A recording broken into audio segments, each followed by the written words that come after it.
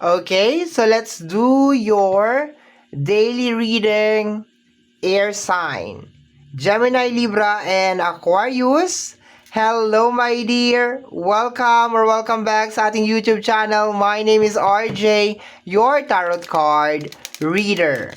At ang gagawin po natin ngayon is yung ating daily reading para po ito sa araw ng July 3, 2026. Titingnan po natin kung ano mga eksena, kaganapan at kung ano-ano pa na maaari mo makasalubong sa araw na ito. Pero before po tayo mag-start ng ating reading, hayaan nyo po na kunin ko itong pagkakataon na ito para makapagpasalamat. Maraming salamat po sa ating mga abangers. Sa mga walang sawang naghihintay at nag-aabang ng kanilang mga readings, thank you very much.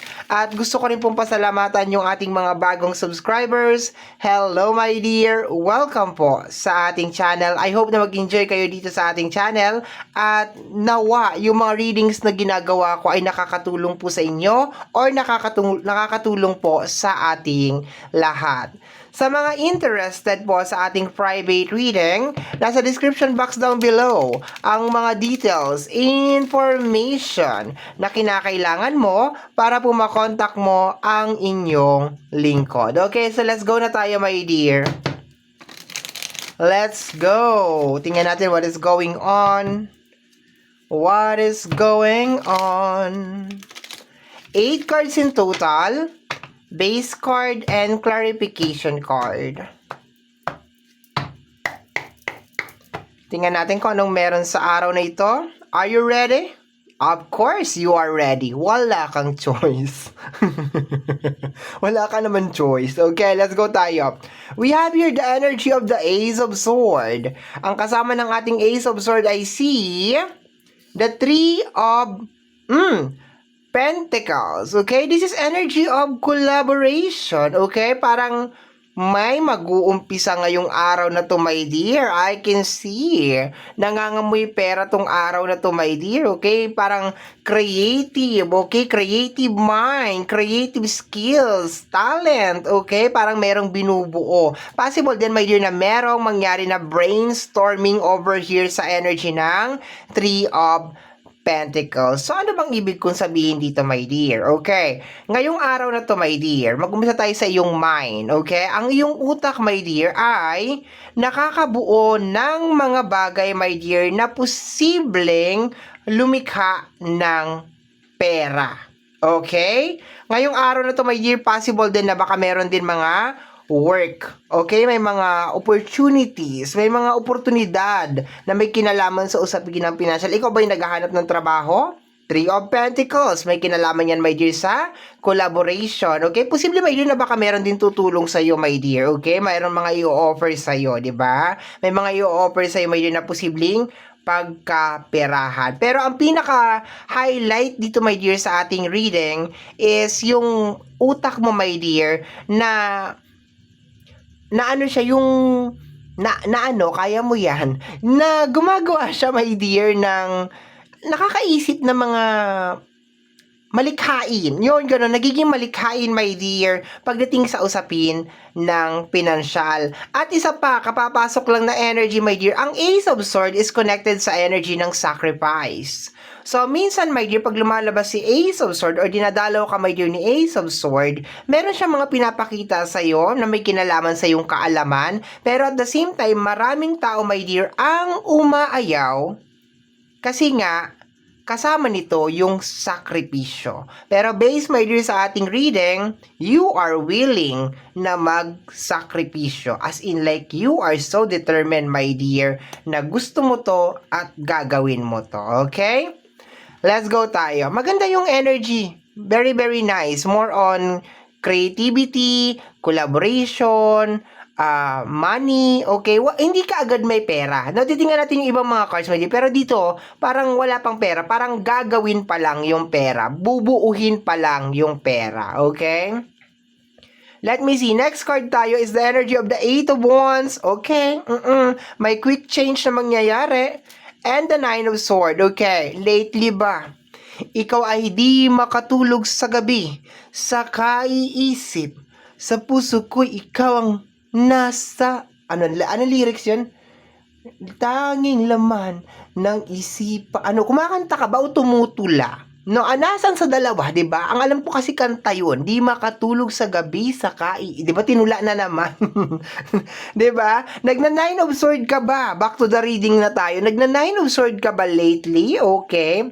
Sinasabi ng Eight of Wands combination with the Nine of Sword. My dear, yung Nine of Sword mo na yan, possible my dear na magbago yan ngayong araw na to. Yang mga pangamba mo, yang mga takot mo, my dear, possible na magbago yan ngayong araw na to. Yang mga stress mo, my dear, okay, yung mga bumabagabag sa isipan mo, yung mga sleepless night mo, my dear, possible na magbago yan ngayong araw na ito. No? Hindi lang isang araw to, my dear, kagaya ng sinabi ko kanina. Kailangan tong trabahuin, okay? You are entering a new chapter of your life. Okay? Ganda, okay? Pag pinagsama natin, my dear, yung Three of Pentacles at saka Eight of Wands, mga opportunities, mga oportunidad, my dear, na naglalabasan ngayong araw na ito. Okay? Mga susi na magbubukas sa kandado na matagal nang nakasarado. 'Di ba? Ang ganda. Very, very nice. I love it. Next card is the energy of the Ace of Cups. Another Ace. 'Di ba? Mabubunutan ka na ng tinik sa iyong dibdib. Okay? Paki-clarify po yan. The High Priestess. Everything na lumalabas si High Priestess, gusto ko talaga, my dear. Okay? So, ngayong araw na to, my dear, hindi ka lang dinalaw ni Ace of Sword, dinalaw ka rin ni Ace of Cups, at dinalaw ka rin ni High Priestess. This is more on clarity, my dear, kung saan ka na-stuck. Ngayong araw na to, my dear, magkakaroon ka ng clear vision kung saan ka na-stuck at kung ano yung kinakailangan mong gawin para maalis ka dyan sa sitwasyon na yan. Okay, ang ganda ng energy, my dear. Napaka-positibo talaga, my dear, no? I-claim mo to sa comment section, ha? I-claim mo to. Pag hindi mo to i-claim, ako magki-claim nito. Ang ganda kasi, 'di ba? Very, very nice. Itong matanggal ka lang talaga dito sa Nine of Sword, dito sa Sleepless Night, my dear, dito. Bongga na to, 'di ba?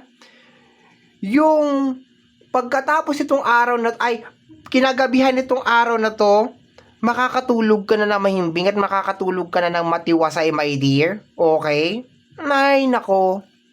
Yung para bang kampante ka na parang, okay, this is it. Eto na yon, 'di ba?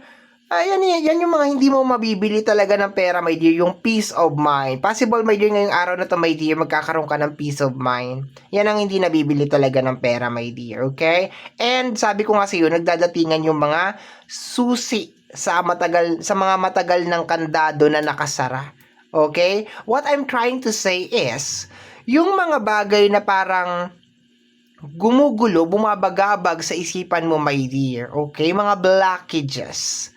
Ngayon ka, my dear, nagkakaroon ng mga ideas, solution, okay, kung paano siya masusolusyonan. And thank you kay High Priestess, okay? Yung mga takot sa energy ng Ace of Cups, yung mga takot, yung mga pangamba mo sa puso mo, my dear, nawawala yan. Today, you will be facing your fears. Next card. We have here the Two of Wands, okay? Normally, ang Two of Wands is hindi talaga siya makapag-decide. Pero alam niya na meron magandang naghihintay sa kanya ahead. Pero meron mga energy kasi, my dear, na humahad lang para gawin niya, my dear, yung decision, okay? Pero kung titingnan natin yung mga naunang mga cards, my dear, sinasabi, my dear, na nakapag-decide ka na ngayong araw na to. Paki-clarify. Yes, the Five of Wands, okay? Ang Five of Wands, my dear, is connected sa tension, okay? So, possible, my dear, na baka, ayoko naman sabihin, my dear, na baka meron, yes, pwede kong sabihin. Baka meron mga tao, my dear, na they don't want you to win, okay? Baka ayaw nilang manalo ka and you are so affected, my dear. Remember, meron kang Nine of Swords, so possible na you are so affected with their energy and tinatanong mo, bakit ganun? Ayaw nila akong manalo. Bakit ganun? Ayaw nila akong maging successful. Bakit ganun? Pinagkakaisaan nila ako, my dear. My dear, walang rason Ang tao, my dear, na gusto kang pagtripan, ang tao, my dear, na gusto kang ibaba, hindi yan maghahanap ng kahit anong rason. And possible, my dear, ngayong araw na to, my dear, nare-realize mo, my dear, na wala lang, trip lang talaga nila, my dear, na gawin sa iyo yun. Pero, sa kabilang side naman, my dear, possible naman na itong 5 of Wands na to, my dear, ay ikaw. Okay? Ikaw.